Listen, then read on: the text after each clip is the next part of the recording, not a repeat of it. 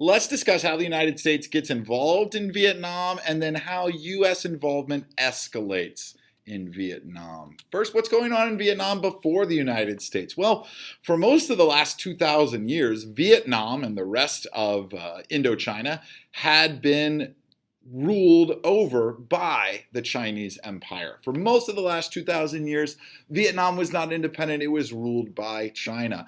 But since the 1880s, it had been a French colony. The French seized control of it and a lot of the other countries in the region in the 1880s.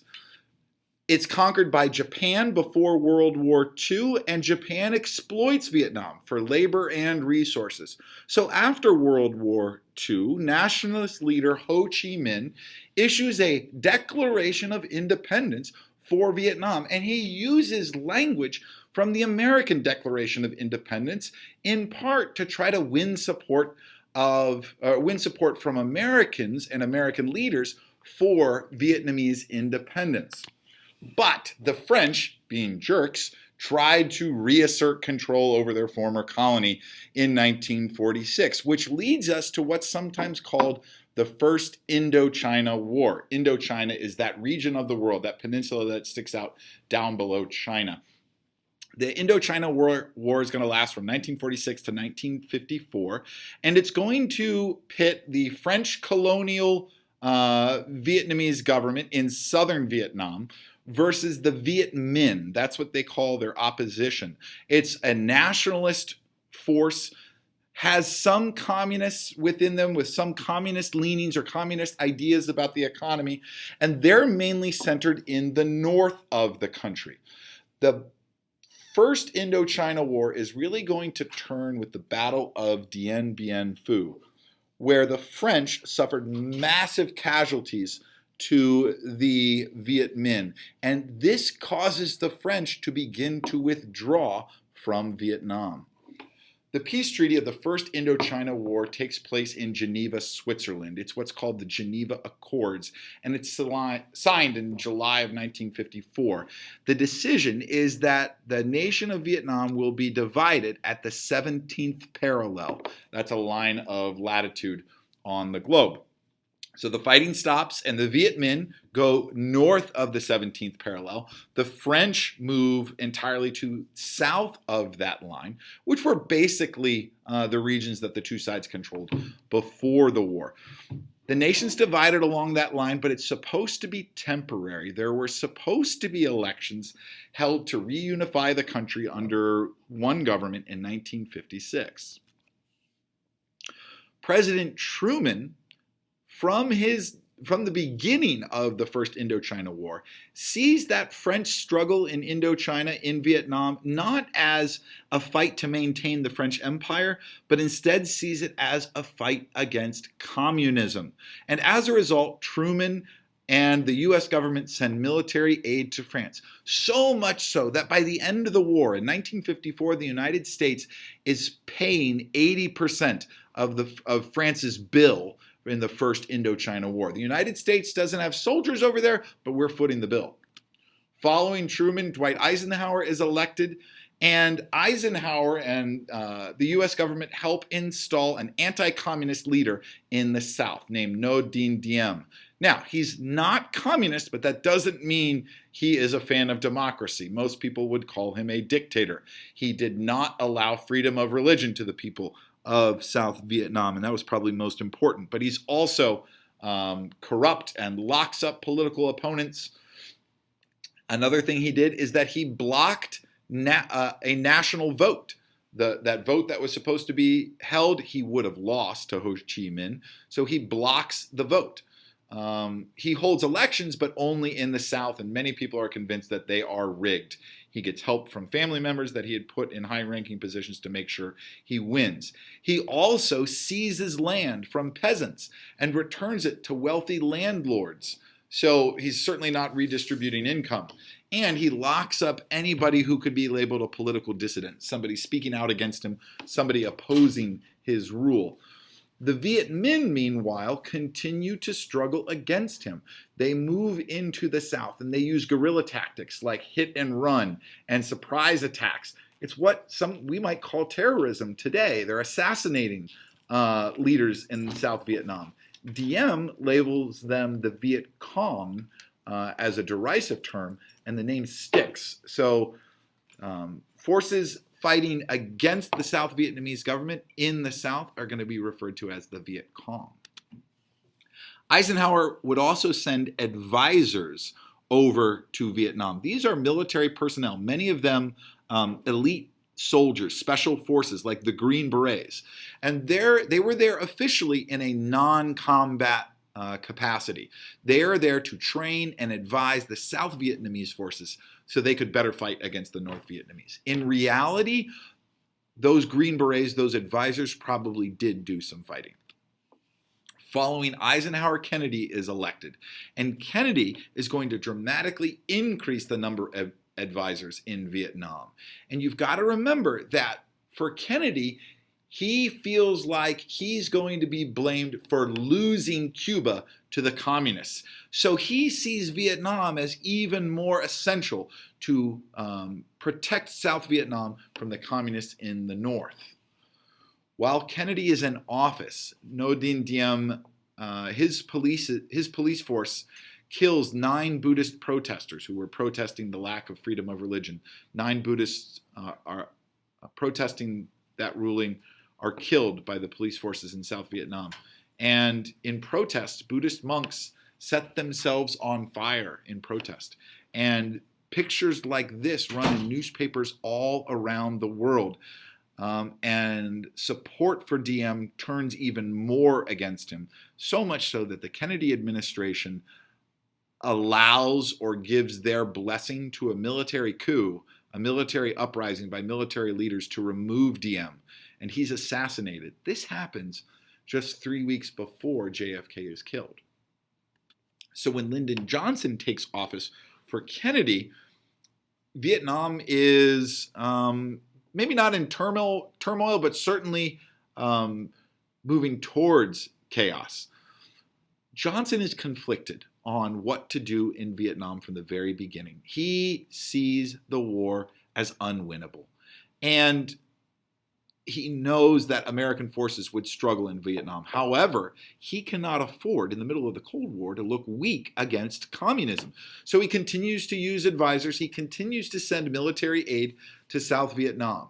That changes in August 1964 when an attack on American ships and possibly a second attack on American ships, the details are hazy, up by North Vietnam, in the waters off of North Vietnam in what's called the Gulf of Tonkin, leads to congressional action. Congress passes in August 1964 what's known as the Gulf of Tonkin Resolution that gave the president full authority to use armed force in Vietnam.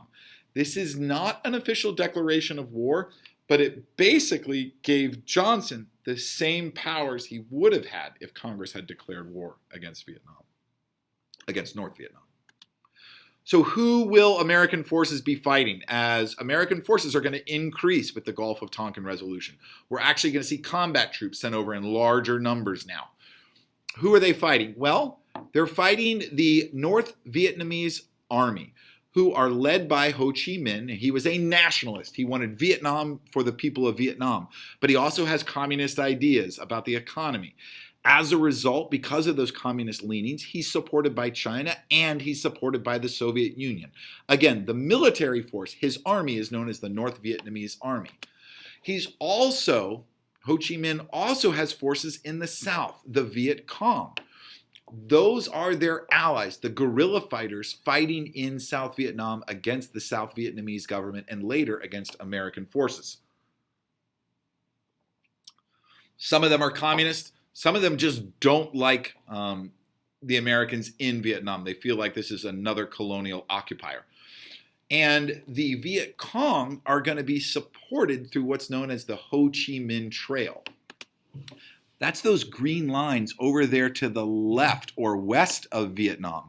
Those green lines stretching from North Vietnam down to South Vietnam, extending through both Laos and Cambodia. This is a jungle trail system that North Vietnam uses to resupply the Viet Cong. It's a jungle trail system that allows the North Vietnamese army to invade South Vietnam more easily, but it also goes through other countries. That's going to be important later. The war really escalates with a aerial campaign known as Operation Rolling Thunder, a U.S. bombing campaign against North Vietnam with a stated goal of stopping the flow of weapons and supplies and soldiers into the South. They're going to bomb North Vietnam to try to stop all the weapons, soldiers, and supplies that are making their way into the South. But the challenge is that Vietnam is an agriculturally based country. There are very few targets of value. There are no big important bridges or railroads that can really cripple the North's economy with a few strikes. But this campaign is extensive. There are more bombs in Operation Rolling Thunder, more bombs are dropped on North Vietnam than on all of Japan, Germany, and Italy in World War II. The United States drops more bombs in Vietnam on the North Vietnamese than they do on their enemies in all of World War II. Another thing that's used from the air is known as Agent Orange. It's a herbicide. It killed plants. And it was sprayed to try to kill the tree cover, to eliminate all the jungle foliage, to better see troop and supply movements from the north.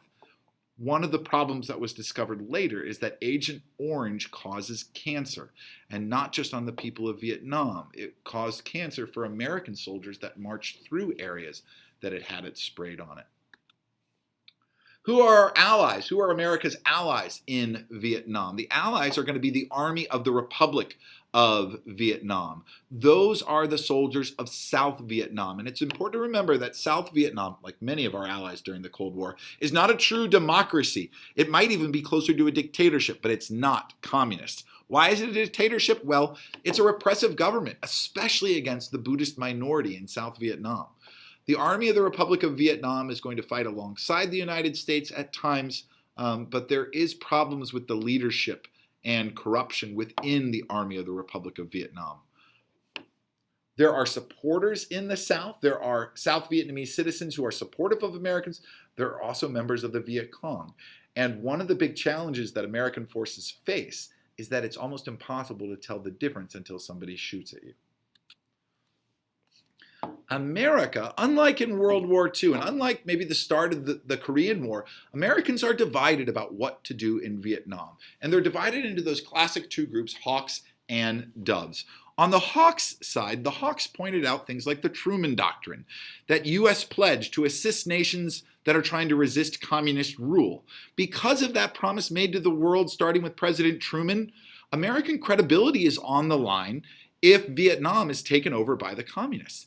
And there's the domino theory, which is first articulated by Eisenhower and followed by JFK and Lyndon Johnson. This idea that if Vietnam falls to the communists, then Laos and Cambodia and Thailand will soon fall. And what about the rest of Asia? Will we lose Japan to the communists? Will we lose the world's largest democracy, India, to the communists? And a third argument that the Hawks are going to make is that giving in to aggression, appeasing the communists by allowing them to have South Vietnam, sounds a little too much like the start of World War II, when appeasement was seen as the big failure. On the Doves side, Doves point out that escalation of the conflict in Vietnam, remember, advisors were already there, if we increase troops, that doesn't necessarily mean that it's winnable. They point to Korea as an example. American forces were in Korea for 3 years, and when the war ended, there was virtually no change. They also argue that it's not in the United States' best interest to be involved in Vietnam. Vietnam, on its own, is not significantly important to the American economy, to American culture, to American relations. In addition, involvement in Vietnam would lead to cuts in funding for Johnson's Great Society programs, that war on poverty, that increase in education, trying to make healthcare available to all Americans. These types of things would have to be scaled back or limited or eliminated entirely if we dramatically increase troops in Vietnam. And finally, a concern on the Dove side is that American escalation in Vietnam might antagonize China and the USSR, so much so that they might become involved in the conflict, and now we might be looking at World War III. So let's look at that troop increase that did take place, despite the protest of the Doves. In March of 1965, there are about 3,500 combat troops that arrive in Vietnam. But as you can see, throughout 1965, 66, 67, 68, we're going to see a dramatic increase, so much so that we have 500,000 troops in Vietnam by 1968. And that's going to lead to a change in roles for the United States. Starting in 1965, U.S. forces take over responsibility for fighting the war. The South Vietnamese Army is only there in a support role. And the United States is going to attempt to wage a war of attrition. Being a larger, more powerful nation and army, they're going to try to wear down the North Vietnamese Army and the Viet Cong by forcing them to have sustained losses. However, the North Vietnamese and the Viet Cong are more motivated to fight in this war than Americans because they're fighting for their independence.